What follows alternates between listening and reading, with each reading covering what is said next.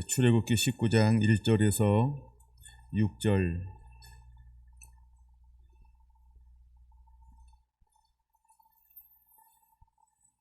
이스라엘 자손이 애굽 땅을 떠난 지 3개월이 되던 날 그들이 시내 광야에 이르니라. 그들이 르비딤을 떠나 시내 광야에 이르러 그 광야에 장막을 치되 이스라엘이 거기 산 앞에 장막을 치니라.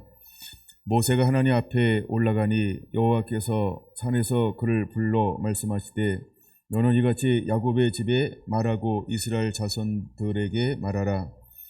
내가 애굽 사람에게 어떻게 행하였음과 내가 어떻게 독수리 날개로 너희를 업어 내게로 인도하였음을 너희가 보았느니라.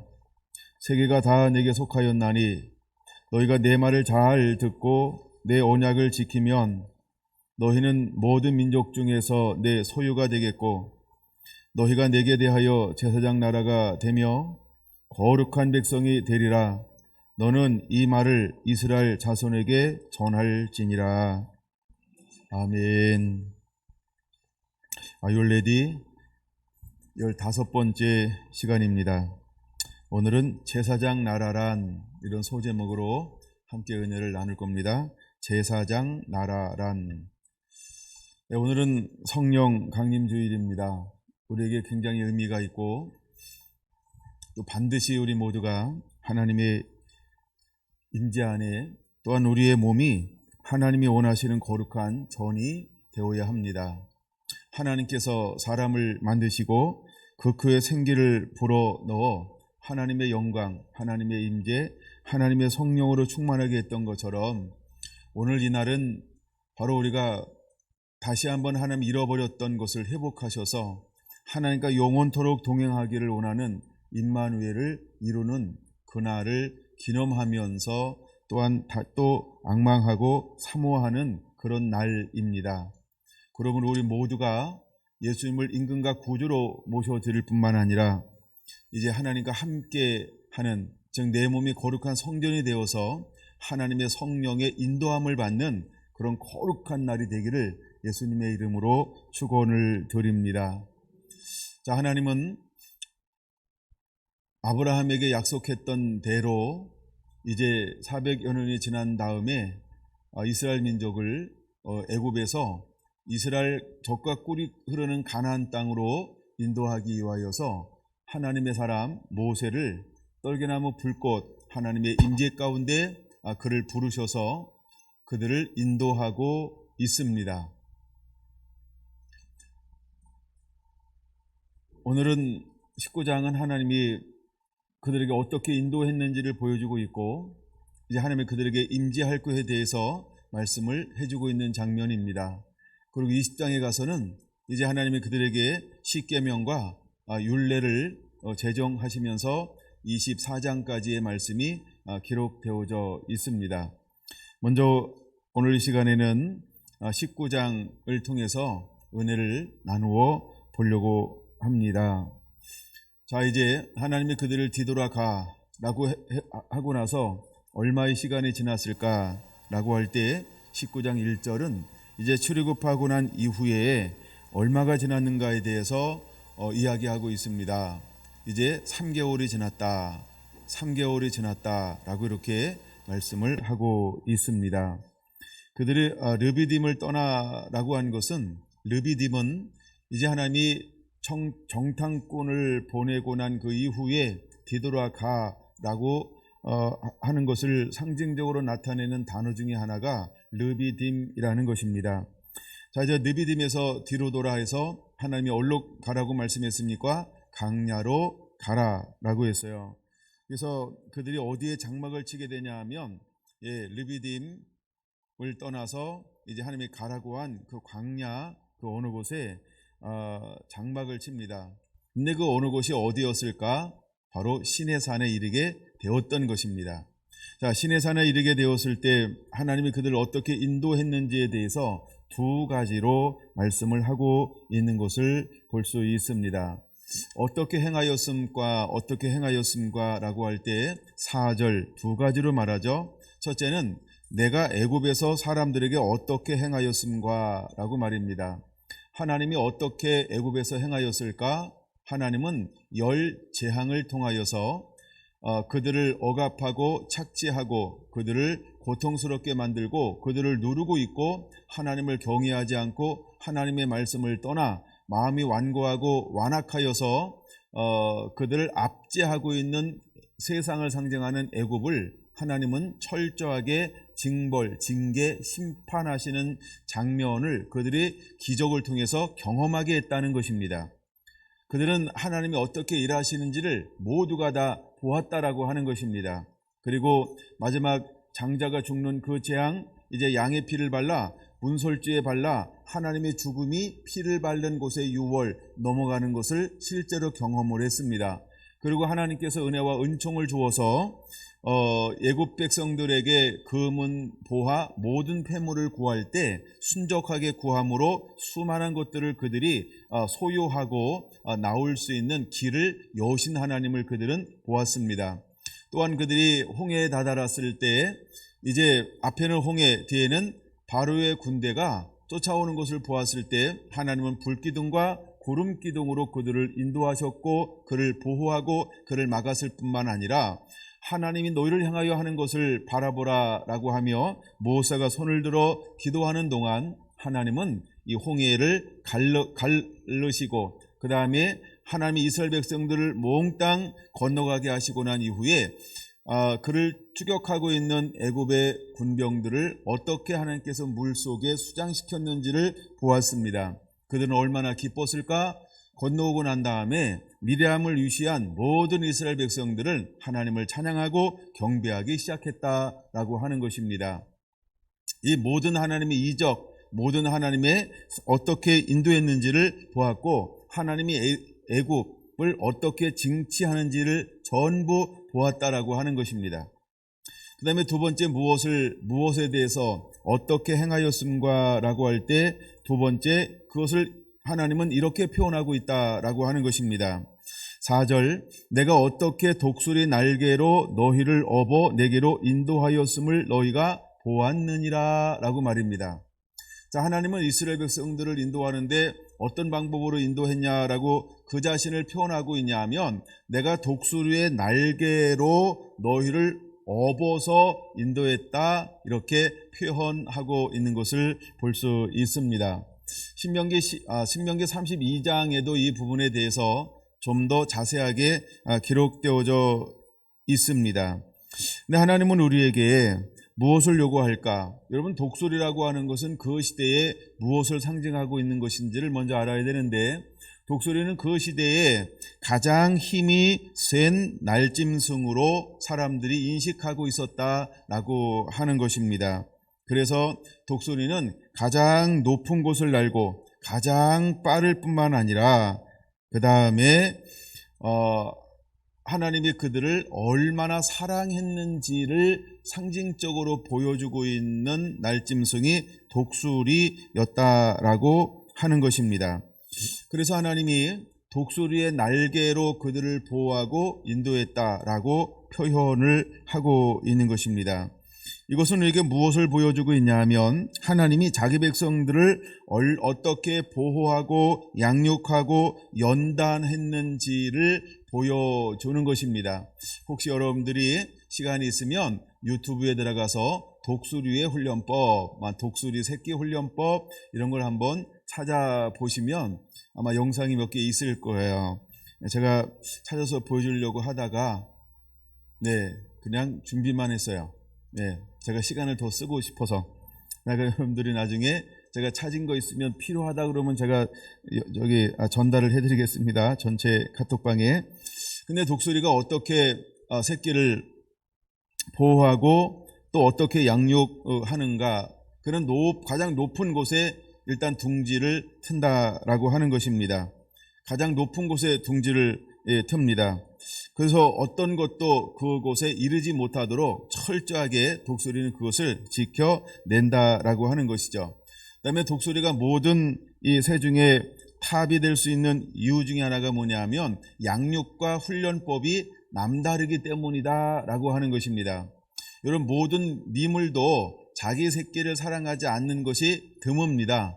근데 특별히 유독 자기 새끼를 사랑함이 가장 뛰어난 미물 중에 하나가 독수리라고 하는 것입니다.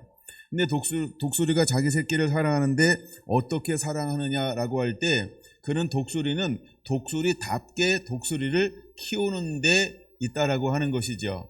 그래서 이제 독수리가 날개를 펴서 날 수 있는 때가 되면 그 독수리를 입에다 물고 그 가장 높은 곳에서 그냥 밑으로 놔버린다는 것이죠. 그래서 그것이 한없이 떨어지는 동시에 이 새끼 독수리는 이 힘이 없는 날개가 살려고 바등바등 친다라고 하는 것입니다. 그러나 아무리 바등바등 쳐도 한 번에 날 수 있는 독수리의 새끼는 없다는 것이지요. 그런 거의 땅에 떨어질 쯤 되면 그 큰 양쪽 피면은 2m나 되는 날개로 새끼를 딱 받아서 다시 공중으로 비상하여 올라갑니다.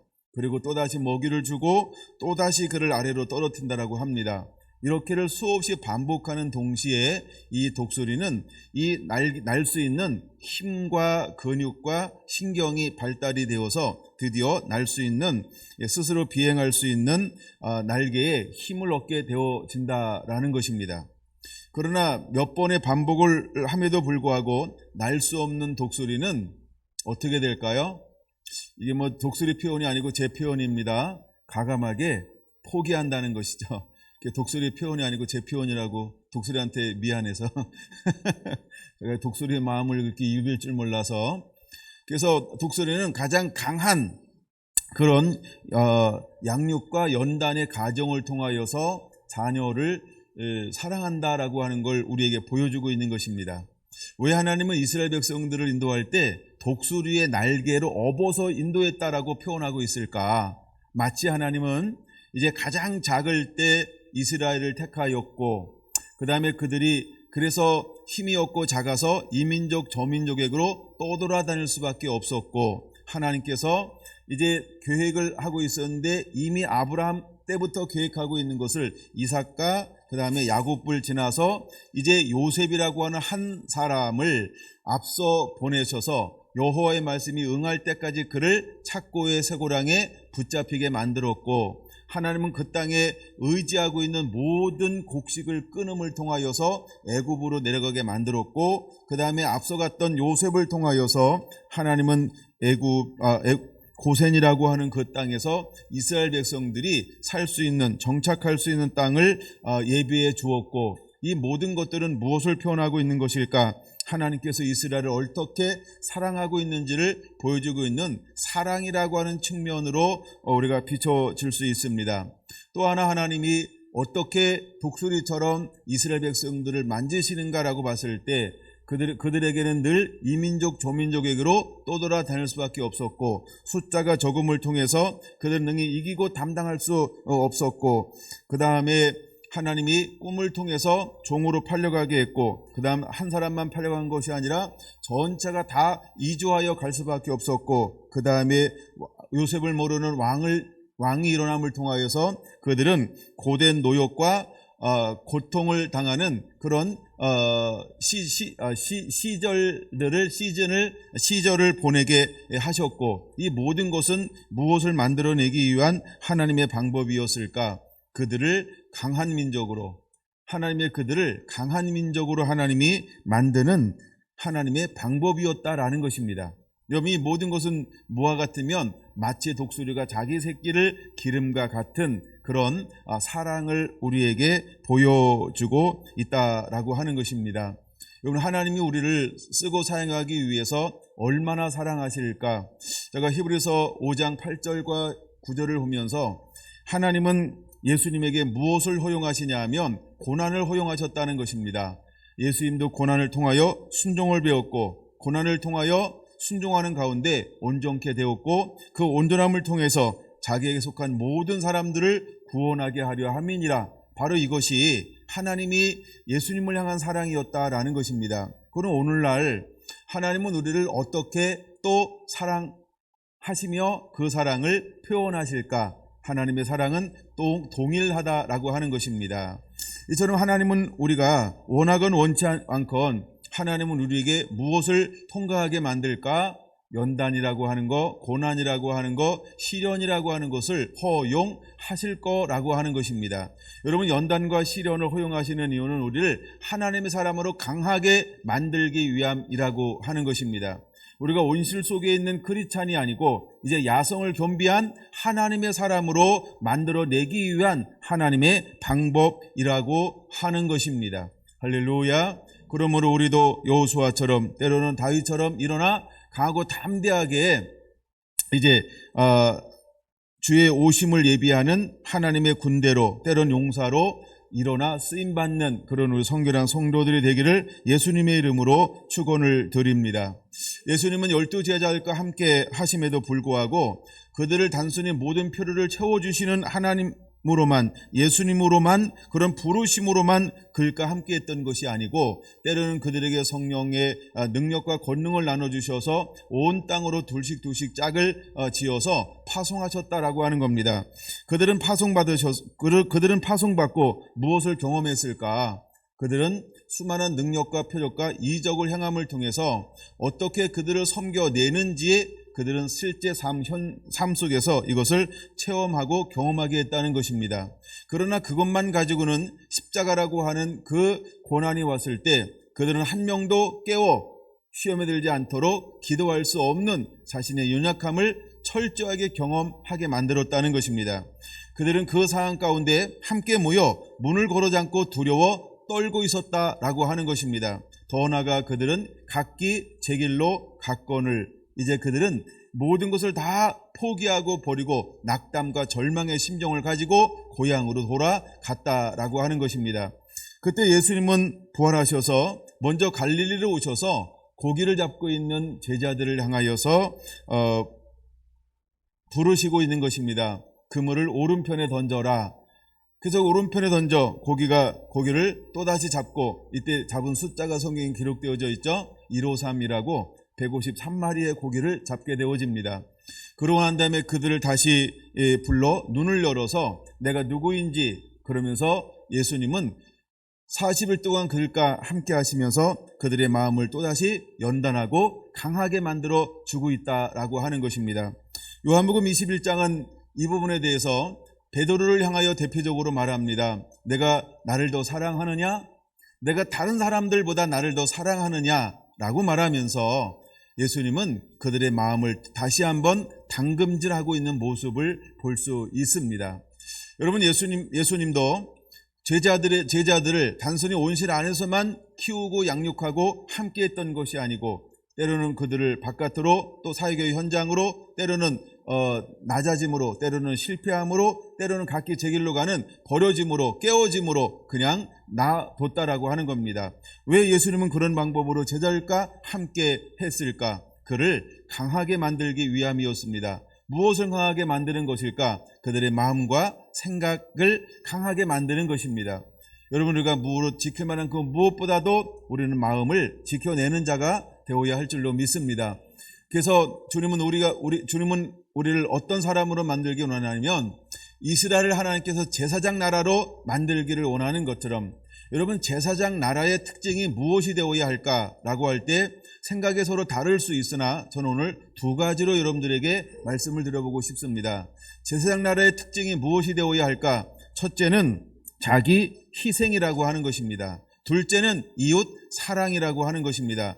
이것이 제사장 나라가 가져야 할 가장 중요한 핵심이다라고 저는 보고 있는 것입니다. 여러분, 제사장 나라로서 하나님께서 이스라엘을 통하여 이루어내기를 원하는 것이 무엇일까? 이것은 자기 희생이라는 것입니다. 또 하나는 바로 이웃을 향한 사랑이라고 하는 것입니다. 주님은 이 자기 희생과 이웃을 사랑하는 이 성품을 겸비하기 위해서 오래도록 하나님의 사람을 부르고 난 다음에 하나같이 그들에게 무엇을 요구하고 있는 것일까? 예를 들어 창세기 12장 1절에서 3절을 바라보면 아브라함을 하나님께서 부르실 때 그에게 첫 번째 무엇을 요구합니까? 전부를 버리고 나를 쫓을 것을 요구하고 있습니다. 여러분, 이것은 자기 희생이라고 하는 것입니다. 이삭에게 무엇을 요구할까?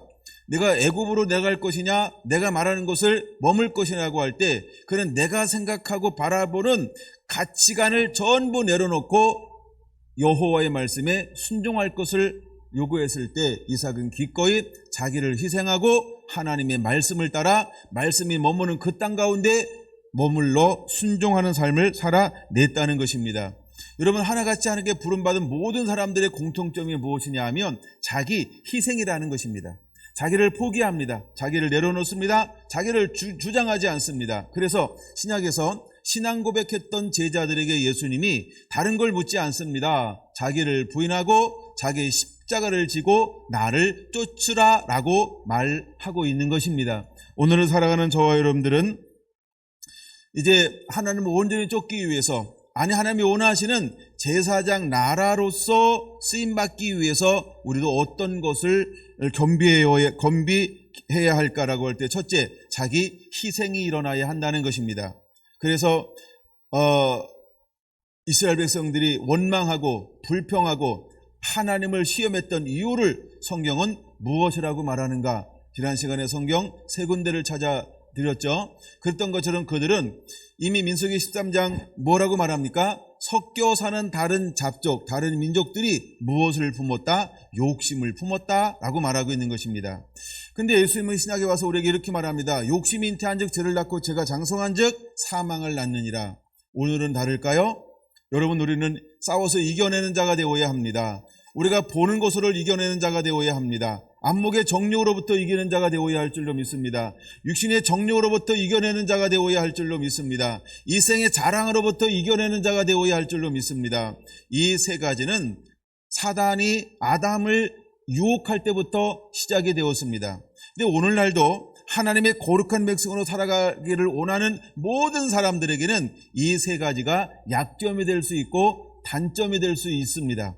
그러나 이 세 가지는 반드시 우리가 이겨내야 할 세 가지 부분이라고 하는 것입니다.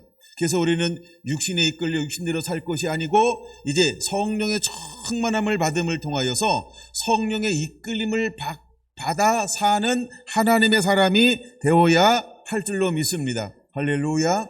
그래서 하나님이 아브라함에게 그냥 모든 것을 버리고 쫓으라고 말하는 거 있는 것이 아닙니다. 또한 구약의 모든 선자들에게 모든 것을 버리고 쫓으라라고 말하지 않습니다. 더 나아가 예수님은 제자들에게 무조건 모든 것을 버리고 다 나를 쫓으라 이렇게 말하지 않습니다. 버리는 동시에 하나님은 무엇을 약속해 주고 있었을까? 내가 너와 함께 할 것이다 라고 하는 하나님은 약속을 하고 있다라고 하는 것입니다.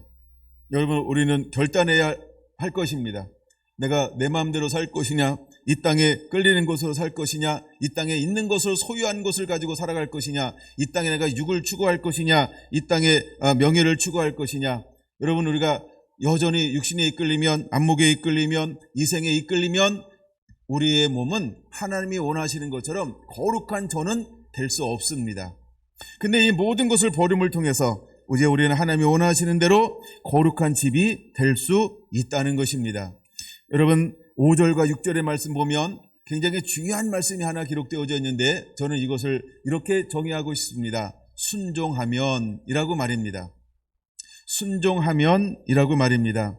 다시 한번 5절의 말씀을 볼까요? 너희가 참 세계가 다 내게 속하였나니 너희가 내 말을 잘 듣고 내 언약을 지키면 너희는 모든 민족 중에서 내 소유가 되겠고 너희가 내게 대하여 제사장 나라가 되며 거룩한 백성이 되리라. 너는 이 말을 이스라엘 자손에게 전할지니라. 저는 여기서 이걸 한마디로 이렇게 정의하고 싶다는 것입니다. 순종하면 하나님이 우리를 어떻게 만들겠다라고 말하고 있는 겁니까? 첫째, 내 소유가 되게 할 것이다. 둘째, 제사장 나라가 되게 할 것이다. 셋째, 거룩한 백성이 되게 할 것이다 라고 말입니다. 이제 오늘 성령 강림주일 우리가 하나님의 거룩한 전이 되어서 성령의 충만한 삶을 살아가는 그 이유가 어디에 있어야 할까? 우리는 하나님의 소유가 되어야 할 줄로 믿습니다. 우리는 거룩한 제사장 나라가 되어야 할 줄로 믿습니다. 우리는 거룩한 하나님의 백성이 되어야 할 줄로 믿습니다. 그것을 위해서 가장 원초적으로 중요한 게 뭐냐 하면 순종하면이라는 것입니다. 그러면 왜 하나님은 우리에게 순종하면 이 세 가지가 되게 하겠다라고 말씀을 하고 있는가? 이 부분을 좀 더 나누어 보려고 합니다. 자, 하나님께서 출애굽기 3장 떨기나무 불꽃 가운데 찾아오셨습니다. 맞습니까? 떨기나무 불꽃 가운데 하나님께서 모세에게 찾아오셔서 그에게 하나님은 어떤 계획을 가지고 있었을까? 내가 이제 너를 통하여 이 애굽에서 내 민족 이스라엘을 구원해내기를 원한다 라고 하는 놀라운 계획을 하나님이 선포했습니다. 이때 모세가 취하는 것은 어떤 것을 취합니까? 하나님의 말씀에 순종할 것을 취했습니다. 물론 6번 씨름했습니다. 그러나 결국 그는 순종할 것을 취했다라고 하는 겁니다. 두 번째 하나님께서 가지고 있는 것이 무엇이냐면 오늘 말씀에 보고 있는 것처럼 하나님은 가장 작을 때 이스라엘을 선택했다라고 말합니다. 그리고 이스라엘에게 하나님께서 무엇을 말하고 있습니까? 야, 내가 애굽에서 너를 향하여 어떻게 행했는지를 봐. 야, 그리고 내가 너를 어떻게 인도했는지를 너희들이 다 보다라고 하는 건 뭡니까? 자, 생각해 봐 라고 하는 것이지요. 그러면서 하나님은 이스라엘 민족에게 어떤 계획을 가지고 있을까? 나는 너 이스라엘 그 민족을 모든 세계 열방을 구원해내는 구원의 근원이 되는 나의 거룩한 나라, 거룩한 백성, 거룩한 소유가 되어서 그들을 너를 통하여 구원해내기를 원해. 이것이 하나님께서 이스라엘을 향하여 가지고 있는 놀라운 하나님의 계획, 뜻이었다라고 하는 것입니다. 그래서 하나님은 이스라엘에게 무엇을 요구하고 있냐면 물론 오후에 좀 볼 겁니다만 거룩하기를 요구하고 있습니다. 이걸로 성경의 용어로 말하면 너희는 스스로 성결케 하라. 성결케 하라. 이제 이건 오후에 볼 겁니다. 너희는 스스로 성결케 하라. 내가 너희 가운데 임할 건데 너희가 준비할 게 있단다 라고 할 때 무엇을 준비해야 될까? 3가지를 준비해야만 됐던 겁니다. 첫째, 너희는 스스로 성결케 하라고 말합니다. 10절. 그 다음에 두 번째는 옷을 빨아라 라고 말하고 있습니다. 그리고 11절 무엇하라고 말하고 있습니까? 그리고 3일을 기다려야 한다. 기다리라 라고 말하고 있는 것입니다. 이제 하나님은 이스라엘 민족을 통해서 열방을 구원해내기를 원하고 있어요. 그럼 이건 오늘날은 어떻게 적용해야 할까요? 저와 여러분을 통해서 하나님은 열방을 구원해내기를 원하고 있다는 거예요. 할렐루야. 그러므로 우리는 어떤 사람이 되어야 할까? 하나님 앞에 순종하는 자가 되어야 할 줄로 믿습니다. 왜 순종해야 될까? 너는 하나님의 소유가 될 거니까. 너는 거룩한 대상 나라가 될 거니까. 너는 거룩한 백성이 될 것이니까 순종할 것을 요구하고 있는 것입니다. 여러분, 순종이라고 하는 것이 무엇일까? 여러분들 헷갈릴 수도 있지만 순종이라고 하는 것은 모든 율법을 따라 사는 것 아닙니다. 여러분, 순종이라고 하는 것은 모든 도덕법을 따라 사는 거 이런 거 아닙니다. 예를 들어 법이라고 하는 것이 나올 때 어떤 것이 나올까? 20장 22절 보면 우리가 어떻게 제사해야 될 것인가라고 하는 제사에 관한 관련 법을 선포하고 있습니다. 21장 종에 대해서 어떻게 해야 되는지 21장 종에 대해서 관련된 법을 선포하고 있습니다. 그 다음에 21장 12절부터 폭행에 관하면 어떻게 이것을 다룰 것인지를 선포하고 있습니다. 성경을 보셔야 빠릅니다. 28장 그 다음에 임자가 주인이 어떤 책임을 져야 할 것인가라고 하는 이 법을 선포하고 있습니다. 22장 배상에 대해서 어떻게 해야 되는지 1절에서 15절 선포하고 있습니다. 22장 15절에서 이제 도덕법에 관하여 법을 선포하고 있습니다. 23장 1절에서 9절까지는 공평에 관해서 어떻게 다룰 것인지에 대한 법을 선포하고 있습니다. 그 다음에 나아가 23장 10절에는 안식년과 안식일에 대해서 어떻게 우리가 해야 되는지에 대한 법을 선포하고 있습니다. 그 다음에 14절부터는 3가지 절기에 관한 법을 선포하고 있습니다. 여러분 잘 보세요. 그럼 우리가 이 법을 어떻게 지키느냐 지키지 않느냐, 이게 순종일까요? 이것보다 우선되는 법이 있다는 거예요. 그래서 신약시대 때 모든 제사장과 바리새인과 사두개인들, 즉 이스라엘을 구성하고 있는 모든 구성원들이 어떤 법은 지켰습니까?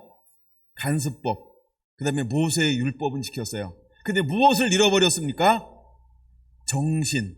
보통 우리가 한마디 이렇게 정의하잖아요, 그렇죠? 그러면 그거 무엇일까? 그래서 오늘 우리가 순종이라고 하는 것이 무엇이 되어야 할까라고 할 때 제가 이런 법이 아니고 순종이 무엇인가를 간단하게 한번 다 새롭게 정의해 보려고 합니다. 순종이란 무엇일까? 굉장히 쉬운 겁니다. 알고 나면 너무 쉬울 거예요. 웃어주셔야 되는데, 순종이란 무엇이냐면 하나님의 말씀을 듣고 그대로 행하는 것이다. 안 웃었어요. 네. 그래서 여러분, 하나님은 우리에게 무엇을 요구할까요? 듣고 순종하는 것을 요구하는 겁니다. 그냥 듣고 순종하는 것을 요구하는 거예요. 그게 순종이라고 하는 것입니다. 이제 우리가 출애굽기 3장부터 출애굽기 18장까지 쭉 넘어오면서 무엇을 보았을까? 이스라엘 민족이, 그 다음에 이스라엘 민족이 하나님과의 관계에서 어떻게 행동했는지를 볼 수 있나요? 그들은 듣고 순종하지 않았다.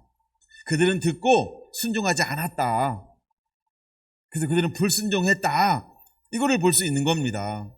그럼 여러분, 오늘 성령 강림주일, 정말 우리 안에 하나님의 성령이 충만하기 위해서 우리가 가장 기본적으로 무엇이 준비되어져야 할까? 듣고 순종하는 것, 듣고 행하는 것, 이걸 우리는 순종이라고 말합니다. 여러분, 이 준비가 됐나요? 여러분, 들은 대로 삶을 사시겠습니까? 뒤돌아서서 내 마음대로 사시겠습니까? 이거 침묵을 지키네요. 묘하게 빠져나가려고 그러는 건 아니겠죠? 여러분, 듣고 그대로 순종하는 것, 이것이 순종이라는 겁니다. 듣고 그대로 행동하는 것, 이것이 순종이라고 하는 겁니다. 제가 너무 쉽게 가르쳐서 그런가요? 하나님이 우리에게 다른 걸 원하는 게 아닙니다. 바로 이것을 원한다고 하는 사실을 깨닫게 되시기를 바랍니다. 그래서 하나님은 이스라엘 민족을 통해서 누구를 구원해내기를 원합니까? 열방을 구원해내는 민족으로 삼기를 원하신다는 겁니다. 할렐루야. 예수님께서 이 땅에 오신 목적이 무엇일까? 여러분, 성경을 몇 군데 한번 찾아볼까요? 마태복음 14장 24절입니다. 15장 24절. 마태복음 15장 24절. 한 여인이 예수님께 나와서 나를 불쌍히 여겨주소서, 내 딸이 흉악한 귀신에 들렸나이다, 이렇게 이야기합니다. 근데 이 여인이 어디 출신인가요? 가나안 여인이라는 겁니다. 시돈과 두론과 시돈. 근데 이때 예수님이 무엇이라고 말씀하고 있는가? 제가 24절 보자 그랬죠? 같이 한번 빨간 글씨 같이 읽어보겠습니다. 시작. 나는 이스라엘 집. 그럼 예수님은 누구를 향하여 보냄받았습니까? 이스라엘을 위하여. 맞습니까? 근데 예수님께서 이스라엘만 구원하십니까? 그렇지 않으시죠. 어쨌든 아까 예수님의 사명은 뭐냐면 이스라엘을 구원해내는 사명이었다는 겁니다. 근데 예수님의 제자들을 파송하면서 예수님은 제자들에게 너 누구를 구원해내라라고 제자들을 파송하고 있나요? 성령이 너에게 임하시면 너희 권능을 받고 예루살렘과 유대와 사마리아와 땅끝까지 이르러. 할렐루야. 그럼 오늘날 저와 여러분들은 하나님께서 순종하면 세 가지가 된다고 했어요. 첫째, 뭐가 된다고요? 하나님의 소유, 하나님의 거룩한 세상 나라. 세 번째, 하나님의 거룩한 백성이 된다 그랬어요. 순종하면. 근데 하나님께서 누구를 사용했어요? 모세를 사용했어요. 모세를 사용하는 이유가 뭐예요? 이스라엘을 구원하기 위해서. 그럼 이스라엘을 왜 이 세 가지로 만들었을까요? 이제 이스라엘을 통하여 모든 열방을 구원해내기 위하여. 마찬가지로 예수님도 누구를 구원하러 오셨어요? 이스라엘을 구원하러 오셨어요. 이게 누가복음 19장 10절에도 나오는 겁니다. 저거만 놓고 찾아보지 않을게요. 누가복음 19장 10절. 삭개오 이야기할 때 나오는 겁니다. 나는 이스라엘을 잃어버린 자 외에는 보냄받지 않았다. 그래서 하나님이 이스라엘을 통해서 이제는 누구를 구원해내기 원하는 겁니까? 근데 이스라엘을 통하여 이렇게 말할 때 이제 신약에는 이렇게 표현하는 게 더 가까워올 수 있어요. 제자들을 통해서 제자들을 누구를 구원하기 위해서 파송하십니까? 그렇죠? 예루살렘에서부터 땅끝에 모든 민족이요. 그럼 오늘날 저와 여러분들의 사명은 어디에 있을까요? 오이코스입니까? 열방입니까? 오이코스를 통해서 열방까지. 할렐루야. 믿습니까? 하나님은 오늘 우리가 성령 강림주일, 내 몸에 거룩한 성년이 되어서 성령으로 충만된 다음에 우리의 사역은 어디까지 이루어야 할까? 그렇죠? 나로부터 땅끝까지. 믿습니까? 하나님은 우리를 이렇게 쓰기를 원하신다라고 하는 것입니다. 그래서 우리가 사도행전 1장 18절 적어 놓으시고요. 두 번째는 마태복음 28장 18절에서 20절 보면, 마태복음은 찾았으니까 빨리 한번 찾아볼까요? 예수님께서 제자들에게 뭐라고 마지막 때 사명을 말씀하고 있습니까? 18절, 하늘과 땅의 모든 권세를 내게 주셨으니 그러므로 너희는 가서 모든 민족을 제자로 삼아 라고 말하고 있습니다. 어떤 특정한 민족, 아니면 이스라엘만 이렇게 말하지 않고 모든 민족을 제자로 삼아. 같이 읽을까요? 시작. 아버지와 아들과 성령의 이름으로 세를 베풀고 내가 너희에게 분부한 모든 것을 가르쳐 지키게 하라. 볼지어다 내가 세상 끝날까지 너희와 항상 함께 있으리라 하시니라. 아멘. 이것이 하나님의 놀라운 계획이라는 것입니다. 예, 방송만이 딴 거 하고 있어서 그래요. 나왔다 안 나왔다 하는 이유는, 자, 그래서 하여간 이런 일들이 일어나고 있습니다. 이게 하나님의 뜻이라고 하는 거예요. 여러분 이것을 이해하십니까? 하나님은 제자들을 통해서 누구를 품어내길 원합니까? 누구를 품어내기 원해요? 여기 보면 모든 민족, 할렐루야, 모든 민족을 품어내기 원합니다. 그럼 오늘날 저와 여러분들은 누구를 품어내는 자가 되어야 할까? 나를 비롯해서 모든 민족을 품어내는 사람, 이 사람을 만들기 위해서 하나님께서 우리에게 임하시는 것이 무엇일까? 성령을 부어주는 이유가 무엇일까? 이것을 명확하게 다시 한번 깨달아야 할 줄로 믿습니다. 할렐루야. 여러분, 저희 교회는 성령을 인정하고 성령을 환영하는 교회입니다. 그리고 성령이 하실 수 있는 모든 것들을 우리는 제한하지 않습니다. 우리는 신학적으로 제한하지 않습니다.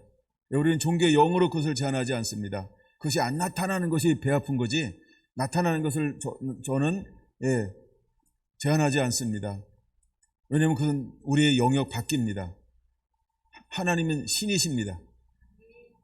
그분이 하시는데 어떻게 피조물인 우리가 그를 가로막을 수 있습니까? 그건 교만함입니다. 이거 내가 이해가 되고 이해가 되지 않고, 이건 교회 성장에 도움이 되고 성장에 도움이 안 되고, 이건 어떤 사람들은 또 어떤 사람들은 이것을 이상하게 여기고, 그건 우리 생각입니다. 난 여러분들이 하나님의 성령이 하는 역사를 제한하지 않게 되길 원합니다. 여러분, 더 많은 것들이 일어나고 나타나지 않는 것을 가슴 아파해야지, 성령이 마음껏 역사해서 우리가 알고 또 모르는 정말 이런 영역들이 나타난다라고, 이건 내가 알아, 이건 내가 처음 보는 건데, 그러면서 스스로 이것을 거부한다고 한다면 회개 많이 하셔야 될 겁니다. 얌전히 얘기해야지. 그래서 여러분들의 성령을 마음껏 인정하고 환영하는 그런 하나님의 사람이 되기를 예수님의 이름으로 축원합니다. 자, 이제 사도행전 몇 군데 더 보고 말씀을 오전에 마치려고 합니다. 사도행전 26장을 한번 보겠습니다. 사도행전 26장, 사도 바울이 하나님의 부름받고 난 다음에 그는 무엇이라고 고백하고 있냐라고 하는 것입니다. 사도행전 26장 13절에서 18절, 이제 하나님께서 그 다메섹 도상에서 태양보다도 밝은 빛 가운데 그를 찾아와 주었습니다. 그리고 그를 향하여 부릅니다. 14절, 사울아 사울아 내가 어찌하여 나를 박해하느냐? 가시체를 뒷걸음질하기가 내게 고생이니라. 내가 대답하되 주님 누구시나이까? 주께서 이르시되 나는 내가 박해하는 예수라. 16절 같이 읽을까요? 일어나 너희 발로 서라. 내가 내게 나타난 것은 곧 내가 나를 본 일과 장차 내게 나타날 일에 너로 종과 증인을 삼으려 함이니. 할렐루야. 하나님은 한 청년을 만나서 무엇으로 삼기를 원하였습니까? 종과 증인으로 삼기를 원했습니다. 그럼 여러분, 종이라고 하는 것은 어떤 개념이 있나요? 종이라고 하는 것은 어떤 개념이 있습니까? 자기 희생이라는 겁니다. 또 하나, 종과 증인으로 삼겠다. 증인이라고 하는 것은 어떤 개념이 있나요? 이웃 사랑이라고 하는 정신입니다. 그래서 제사장 나라의 가장 중요한 원리가 뭐라고 말씀드렸습니까? 자기 희생과 이웃 사랑의 정신인 것입니다. 근데 예수님은 이 바울이라고 하는 자기를 박해하고 핍박하는 그 청년을 만나서 그에게 무엇을 삼기를 원하였습니까? 종과 증인으로 삼기를 원하셨다라고 하는 것입니다. 더 나아가 하나님은 이 청년을 이제 어디로 파송하기를 원했고 어떤 용도로 쓰기를 원하고 있나요? 17절 같이 한번 읽어보겠습니다. 시작. 이스라엘과 이방인들에게서 내가 너를 구원하여 그들에게 보내어. 할렐루야. 하나님은 이제는 이스라엘만 품어내는 것이 아니고 이제는 하나님 이스라엘을 통하여서 이방인을 품어내기를 원하는 그릇을 만들고 그릇을 찾고 있다는 것입니다. 이제 저와 여러분들은 오늘 이 21세기에 어떻게 살아가는 자들이 되어야 할까요? 여러분 2020년 5월 31일 이 시대를 살아가는 저와 여러분들은 누구를 품어내는 자가 되어야 할까? 이제 우리는 모든 민족을 품어내는 자가 되어야 할 줄로 믿습니다. 할렐루야. 자, 모든 민족을 품고 우리가 해야 될 일이 있다고 한다면 어떤 일을 해야 할까? 하나님은 사도 바울을 통하여 무엇을 요구하고 있습니까? 여러분 그 다음 말씀 같이 한번 읽어볼까요? 18절입니다. 시작. 그 눈을 뜨게 하여 어둠에서 빛으로 사단의 권세에서 하나님께로 돌아오게 하고 제사함과 나를 믿어 거룩하게 된 무리 가운데서 기업을 얻게 하리라. 할렐루야. 하나님은 저와 여러분들을 통해서 이것을 이루기를 원하고 있는 것입니다. 이제 여러분 우리는 성령의 충만함을 받아 그들의 눈을 뜨게 하는 자가 되어야 할 줄로 믿습니다. 그래서 출애굽기 19장 4절에 뭐라고 말하고 있습니까? 보았느냐? 그렇죠? 무엇을 보았다? 보았느니라 할 때 왜 보다라고 하는 단어를 사용하고 있을까? 그들의 눈을 뜨게 하는 것입니다. 하나님이 어떻게 역사하는지, 하나님이 어떻게 일하시는지, 하나님이 어떤 분인지를 여러분 육의 눈이 띄어져야 할 줄로 믿습니다. 영의 눈이 띄어져야 할 줄로 믿습니다. 그래서 눈을 뜨게 한다라고 하는 말은 두 가지 의미가 있다는 겁니다. 이제 우리가 안약을 사서 눈에 발라 보게 하는 자가 되어야 할 줄로 믿습니다. 우리의 육의 눈을 여는 자가 되어야 합니다. 영의 눈을 여는 자가 되어야 할 줄로 믿습니다. 그래서 영의 눈이 열려졌을 때 일어나는 것이 무엇이냐 하면 정말 어둠에서 빛으로, 두 번째 사단의 권세에서 하나님께로, 세 번째 제사함과 나를 믿어 거룩하게 된 무리 가운데 그들의 기업이 무엇인지, 즉 무엇을 위해서 살아야 하는지를 하나님은 한 청년을 통하여 선포하기를 원하고 풀어놓기를 원하셨던 것입니다.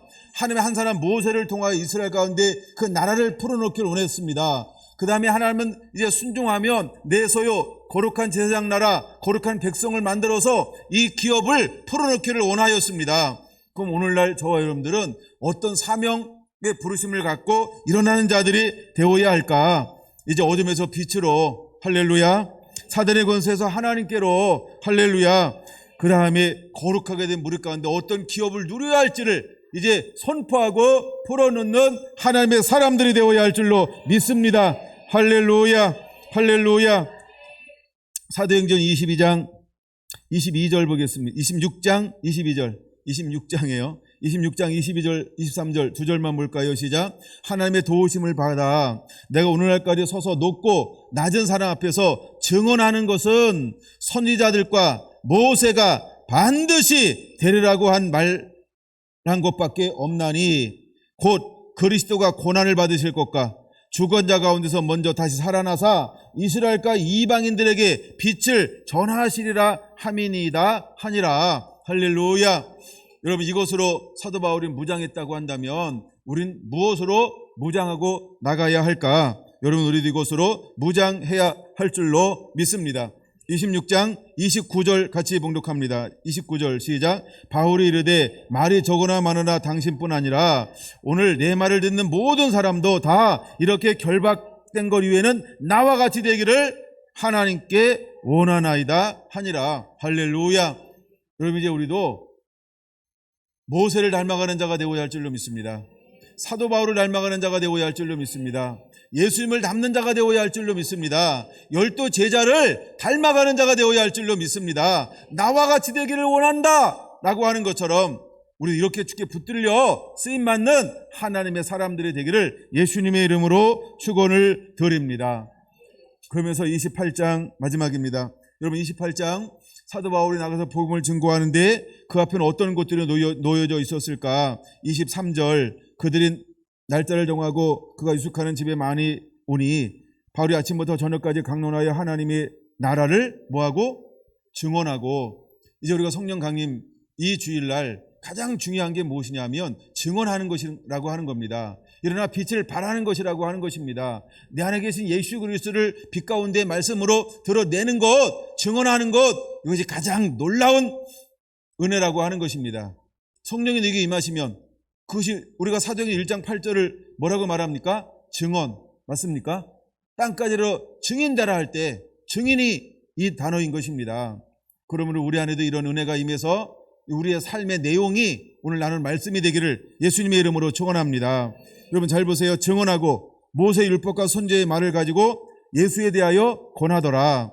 이 말을 믿는 사람도 있고 믿지 않는 사람들도 있어 서로 맞지 아니하여 흩어질 때에 바울이 한 말로 이르되 성령이 선지자 이사야를 통하여 너희 조상들에게 말씀하신 것이 옳도다.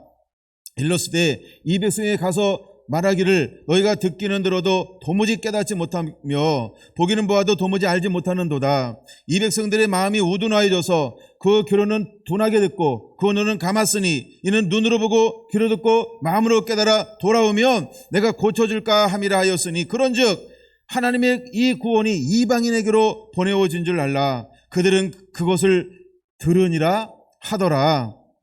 바울이 온 이태를 자기 셋집에 모으면서 자기에게 오는 사람들을 다 영접하고 같이 읽습니다. 하나님의 나라를 전파하며 주 예수 그리스도에 관한 모든 것을 담대하게 거침없이 가르치더라. 할렐루야. 이제 오늘 우리가 단순히 성령 강림주의를 기념하는 것이 아니고 이제 우리가 어떤 삶을 살아내어야 할까? 이제 우리는 증인이 되어야 할 줄로 믿습니다. 우리는 증인이 되어야 할 줄로 믿습니다. 그리고 우리도 마지막 31절처럼 거침없이 담대하게 이 복음을 전하는 자로 일어나게 되기를 예수님의 이름으로 축원을 드립니다. 이것을 살아갈 수 있는 시작이 어디냐 하면 순종하면이라는 것입니다. 그럼 우리는 하나님의 소유가 될 것입니다. 그게 거룩한 제사장 나라가 될 것입니다. 거룩한 제사장 나라라고 하는 두 가지 특징이 있습니다. 첫째, 자기 희생입니다. 둘째, 이웃을 사랑하는 것입니다. 그리고 크게 세 번째, 첫째 소유가 되고 두 번째 제사장 나라가 되고 세 번째 무엇이 된다고요? 거룩한 백성이 되는 것입니다. 여러분에게 놀라운 축복과 은혜가 그대로 임하게 되기를 예수님의 이름으로 축원합니다. 할렐루야.